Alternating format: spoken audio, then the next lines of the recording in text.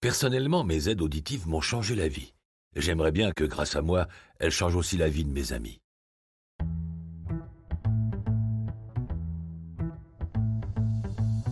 Appareillons, un podcast d'Audilab qui lève le voile sur les aides auditives. Si vous écoutez ce podcast, c'est que soit vous êtes sur le point d'être appareillé, soit vous vous renseignez pour vous ou pour un proche. Mais dans les deux cas, vous êtes déjà conscient du problème. Et ça, c'est bien. Parce que le problème, justement, c'est tous les gens qui, comme moi il y a 4 ans, ne savent pas qu'ils sont malentendants. Et je le vois autour de moi. Des malentendants qui s'ignorent, il y en a beaucoup. Personnellement, mes aides auditives m'ont changé la vie. J'aimerais que, grâce à moi, elles changent aussi la vie de mes amis. C'est vrai, quoi. Un truc qui vous fait autant de bien, vous avez envie de le partager avec tout le monde. Alors je me suis mis en tête de convaincre tous mes amis de prendre soin de leur audition. La façon la plus simple et la plus efficace de les convaincre, porter mes appareils sans les cacher et sans non plus en faire tout un plat. Donc je les mets, je n'en parle pas, et si on m'en parle, alors là, je sors l'argumentaire, c'est génial, ça m'a changé la vie. J'y fais même plus attention, et blablabla, et blablabla.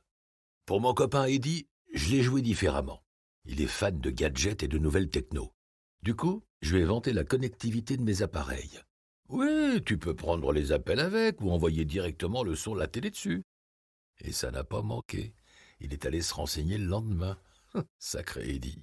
Et quand je vais chez quelqu'un et que j'entends le volume de la télé à fond, je peux pas m'empêcher de lâcher un petit « dis donc, ce serait pas mal de tester ton audition, non ?» Du coup, je crois que je les ai un peu saoulés avec ça. Maintenant, ils m'appellent Docteur Oreille. Mais bon, ça m'amuse. Et puis si je peux en aider juste un ou deux à mieux entendre, franchement, ça me va. Ma copine Armelle, par exemple, elle me fait tout le temps répéter et elle n'arrête pas de me dire « Mais c'est fou ça, les gens n'articulent plus !» J'ai bon espoir de la convaincre d'aller faire tester son audition. Franchement, c'est rapide, $1. Et on peut même faire un pré-test en ligne. Alors, je devrais y arriver. Armelle, si tu m'entends ? Mais mon plus gros boulot, entre guillemets, c'est de répondre aux questions. Parce qu'en fait, tout le monde se pose des questions sur les aides auditives. L'autre jour, je discutais avec mon amie Maria. Et elle, c'est vraiment le critère esthétique qui l'inquiète. Non mais tu te rends compte, si tout le monde voit ça, on va croire que je suis vieille. Quand je lui ai dit qu'elle pouvait choisir la couleur de ses aides en fonction de sa couleur de cheveux, j'ai cru qu'elle allait se jeter dans mes bras. Bon, moi je fais ça parce que j'ai envie que tout le monde entende bien, et se sente bien surtout.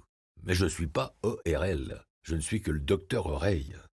Donc je dis toujours que le mieux, c'est quand même de se faire tester par un professionnel. Au pire, vous risquez quoi ?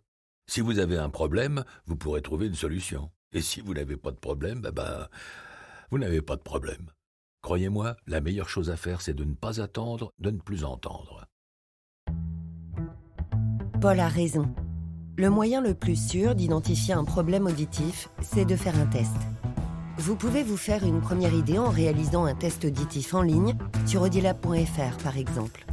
Mais la meilleure solution reste la visite à un professionnel, ORL ou audioprothésiste, qui pourra déterminer avec précision la nature de votre problème et donc la meilleure solution pour y remédier. Dans tous les cas, si vous avez besoin d'être appareillé, vous aurez besoin d'une visite chez l'ORL pour qu'il vous examine et vous délivre une ordonnance. Le dépistage des problèmes auditifs est primordial. Il faut, comme le dit Paul, ne pas attendre de ne rien entendre. En effet, les pertes auditives sont la plupart du temps définitives et plus on intervient tôt, plus on évite que les problèmes ne s'amplifient. Pour mesurer une perte d'audition, on parle de perte de décibels. À partir d'une perte de 30 décibels, le port d'aide auditive devient nécessaire. Les patients testés par Audilab ont en moyenne une perte de 50 décibels. C'est beaucoup, et cela montre à quel point les problèmes auditifs sont répandus et ignorés. C'est d'autant plus important que de plus en plus d'études démontrent le lien entre perte d'audition et déclin cognitif. La surdité serait par exemple un facteur aggravant de la maladie d'Alzheimer, et le port d'aide auditive permettrait d'en réduire la progression. Pour terminer, voici quelques arguments plus légers pour convaincre les plus réticents de porter des aides auditives. 1. Le budget. Avec le dispositif 100% santé, les aides auditives de classe 1 sont intégralement remboursées par la Sécurité sociale et votre mutuelle. 2. Le confort. Que vous soyez hyperactif, sportif ou casanier, il existe de nombreux modèles d'aide adaptés à tous les styles de vie. 3. Le style. c'est très discret. Demandez autour de vous, sans le savoir, vous connaissez forcément quelqu'un qui en porte. Et je me permettrai de rajouter, ça change la vie.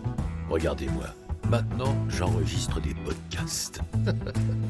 Et tout ça grâce à mes aides auditives. Si avec ça je ne vous ai pas convaincu, franchement je sais plus quoi faire. Au revoir les amis, et à bientôt.